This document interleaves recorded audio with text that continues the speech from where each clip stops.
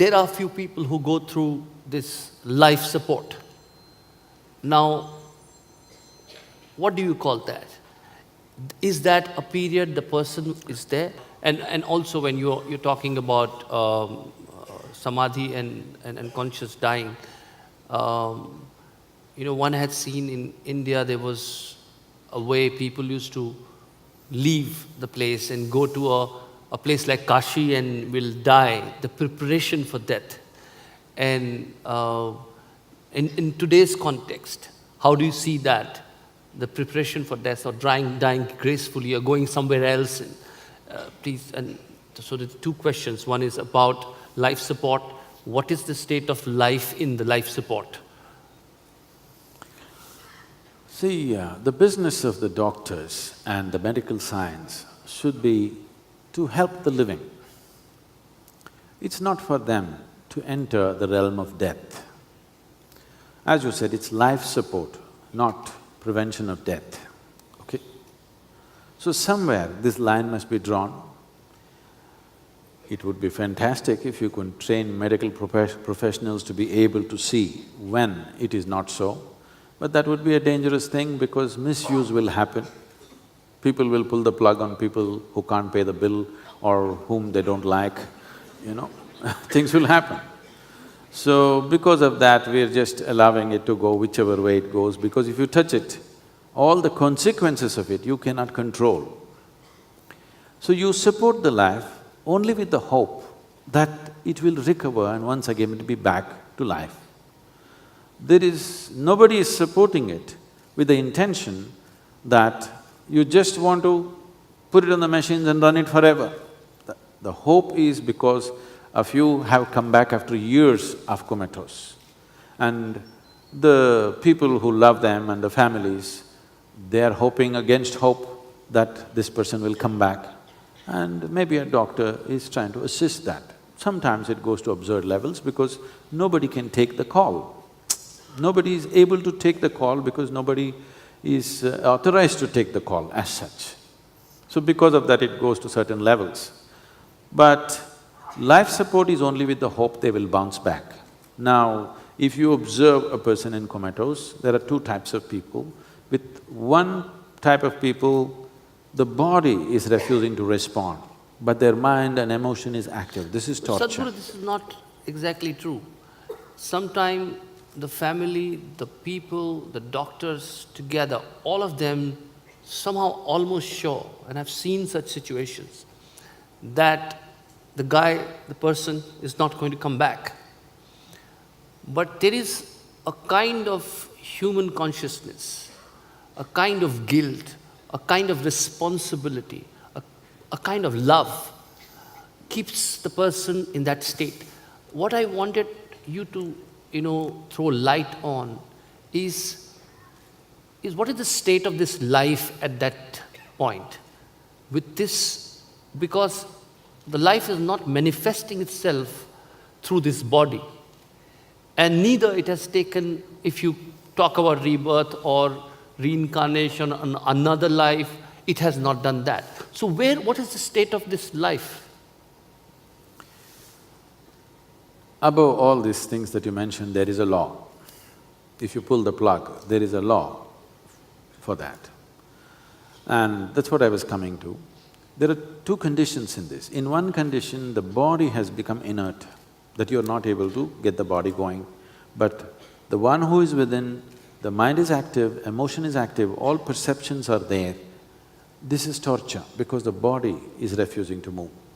But there are other kinds of situations, the body seems to be reasonably vibrant and active, digests food, everything is happening, but inside it's become blank. If inside has become blank, if you wait for 5 cycles of 21 days, then for sure life is gone.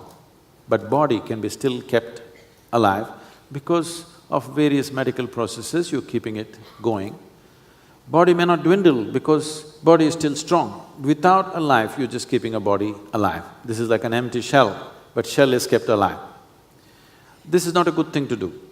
But if the person inside is alive, but the body is gone blank, Now, it's a very difficult decision for anybody to take. And for all you know, many times, all the things that you're talking, whether to pull the plug, not to pull the plug, all this the person understands. It's a very bad situation. It shouldn't happen to anybody, but when it happens, how to deal with it, there's no particular way, because it's individual sensitivities. Just because the body cannot get up and the person understands everything, feels everything, you can't cut him up. Pulling the plug is as good as cutting him up, you know. So this is a hard decision to take, there's no particular way to do it. But if only the body is vibrant, but inside has gone totally blank, 5 cycles of 21 days you can wait. After that, very comfortably you can pull the plug for 100%, it's gone. And Sadhguru, then what is your take on euthanasia, or where do you… Because here I'm also going to come to the will, how much of will this life has and how much is it left to others.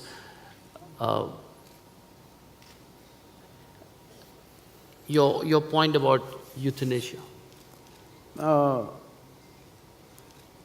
In my opinion, nobody has a right to hold an opinion on euthanasia, because it's your opinion, you're not making a judgment, it's not an informed judgment, it is an opinion.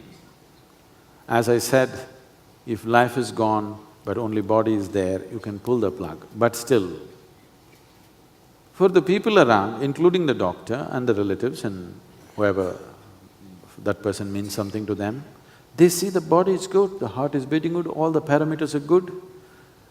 Why would they want to pull the plug? You cannot tell them to pull the plug because they think it's on. So, I don't think… So, if it's left to an individual, then if he wants to willingly give up life… But the problem is not in a state to say that. He might have said it before. Suppose he's in a state to say that, so that brings to suicide. So, do you think he has the will and the right to exercise that? See, the simple thing that we did in this country is, if an individual decided, those who do not have the capability to smoothly exit this body without causing any damage to it, those who did not have this, they always walked away into the forest and just sat under a tree. After some time, without eating, they would just go. This is a normal vanaprastha. You heard in Mahabharata all this Kunti, all the Dhritarashtra and even the Doordarshan guy, Sanjaya, all these people went into the forest to live on dry leaf and this and that for some time and slowly dwindle the body and exit. The body begins to understand. All the creatures, most creatures do this. You must see how a cobra dies.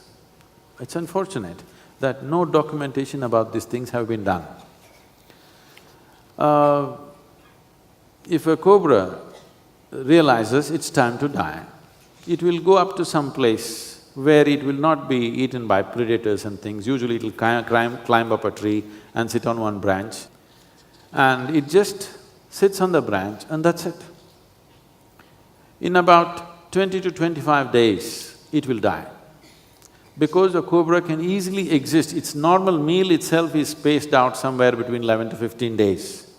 Because of that, beyond 20, 25 days, 30 days, it will die, so it will simply sit without eating and slowly dry up just like that. Even a creature, a crawling creature like that has this much awareness. This would be the best way to do. But even if I talk about it today, the so-called modern society which eats 5 meals a day, they will be terribly upset and they won't let me into America because they eat 12 meals a day. Everybody's recommending this. So, this has been the normal process. If you are not a yogi, if you do not know how to exit, you come to a place, you sit quietly by yourself. If your relatives are around, they won't let you do that, they will stuff food into you, because our idea of love is to stuff the people with as much as we can. So, they won't let you do those things. That's why people went to some place, sat in a place where the energies are good, because being in a positive, live energy space is important, because to be without food becomes very effortless if the outside energy is conducive and supportive. If the outside energy is little depressive, you will see you will need a lot more food and the compulsions of food are strong within you. So this is a way, but you can't suggest that to modern life, they will,